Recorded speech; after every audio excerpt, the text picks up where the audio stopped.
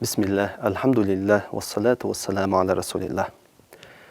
В нашем обществе сегодня замечаются некоторые порочные качества, которые не должны быть присущи человеку. Это проявление национализма, шовинизма, проявление расизма по отношению к другим людям. Мы все с вами едины, мы с вами люди, и нас объединяет братство того, что мы являемся людьми. И ни в коем случае мы с вами не должны подразделяться или возвышаться по отношению к другим людям. Об этом четко и ясно нам говорит в священном Коране Всевышний Аллах. Смысл этих слов: к нам обращается наш Творец, наш Господь: «О люди!» Он обращается к нам: «О люди, мы сотворили вас из мужчины и женщины, из Адама и Хаввы, Евы. И сделали мы вас народами и племенами».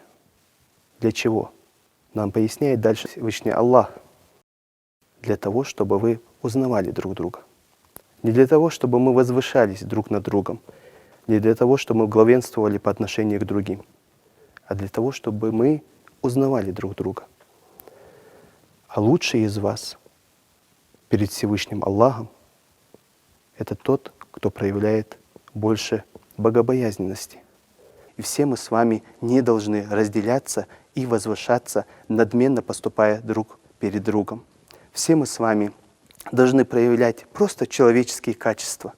Мы должны знать, что у каждого человека бьется сердце, у каждого человека есть дети, у каждого человека есть своя семья, есть свои любимые, есть свои друзья. И мы должны отдавать дань чести каждому творению Всевышнего Аллаха.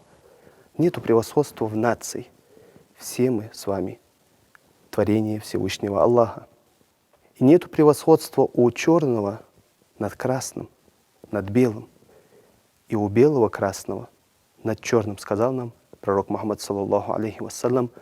В этих словах заложена основа равенства среди людей.